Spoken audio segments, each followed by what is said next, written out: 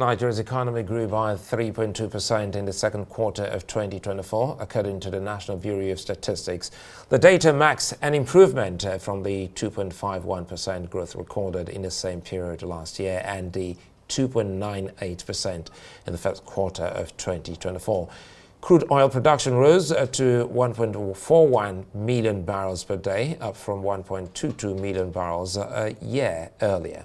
President Tinubu has praised the rise, describing the figures as a clear indication of the success of his administration's economic reforms. He said crude oil production could rise to 2 million barrels per day and called on Nigerians to continue to support his government in spite of the challenges. Joining me now is Professor Uche Uwaleke, who is Director of the Institute of Capital Market Studies at Nassarawa State University. Good to see you and thanks for your time. Well, we should be starting from what the President has said, and how does that translate into smiles and hope in the faces and hearts of Nigerians. But again, you can also put this to the 3.19% GDP growth. How impactful enough is this? Well, it's still weak.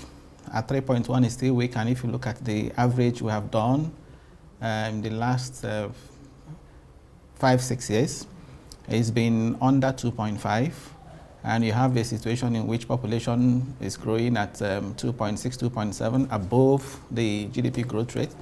So you wouldn't be expecting to see much of that impact. But however you look at it, is an improvement. You just mentioned it's an improvement over what we had, in the previous quarter, 2.98%, and now 3.19%. And it's also cheering to note that sectors like agriculture showed an improvement. Agriculture improved from 0.18% in the Q1 to 1.41% in Q2. Ditto for education and health. But there is also, for me, something to note there in those numbers. You realize that the oil sector is actually the sector that powered growth, because oil sector grew, at 10.15%. In the previous quarter, it was just 5.57%. Now, this was despite the drop in the crude oil output. So crude oil output actually fell, from Q1 to Q2. Crude oil output in Q1, was 1.57 million barrels per day. In Q2, it dropped to 1.4 million barrels per day. So what that tells you is that the leap we saw in crude oil performance came more from crude oil price, performance in crude oil price. And if you look at the average crude oil, spot oil price for quarter one, okay, you realize that it is lower at about $84 per barrel, lower than what we had in quarter two. As a matter of fact, the crude oil, if you look at crude oil price in January this year, it was around $82 per barrel. In April, okay, it has gone to as high as $93 per barrel, crude oil price. So that tells you that crude oil price, really accounted for the improvement we saw in the oil sector, because, come to think of it, crude oil production actually dropped. All right, so that's one thing to note.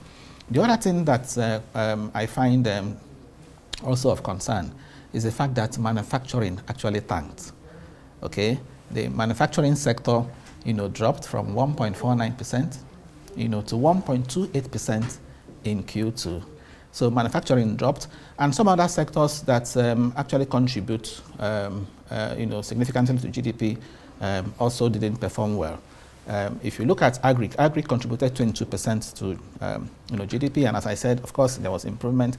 But manufacturing that contributed 8.5%, dropped. You look at ICT contributed 19%. You look at trade, 16%. So both ICT, trade, okay, dropped. And we also see the high energy costs impacting transport. The transport sector actually entered negative territory. Last quarter, The previous quarter, it was 3.3%. Okay, but this Q2, okay, when I say previous, I mean Q1. Yeah. Now, the Q2 transport sector now fell by as much as minus, 13%. Okay, from 3.3 the positive to minus, 13 negative. So that tells you that the high energy cost is impacting transport, and you can also see that linking up to trade, because transport is connected to trade. Yeah. Trade also dropped to 0.75%. Okay, so in all of this, it's important that we use the NBS numbers to, drive policy, whether with respect to the CPI, that's the inflation figure, or even the GDP, because you notice that there is a link between, between the two. Okay, so the fact that agri sector is showing improvement, you can also see that reflect in the inflation numbers. Yeah, I hate to cut you here, but yes. We'll come back to all of this, talk about the improvement, because I really have lost count the number of times we've used the word improvement. We'll come back to words and meaning and how they impact on the lives of the people when we talk about these figures. When we compare Nigeria's GDP with the rest of the world, should we be excited with this figure? Yes, you see, GDP is just a number, right? Yes, we often say GDP is a necessary condition, but not, of course, we know it's not a sufficient condition when you talk about, the real growth, development. Because you talk about impact.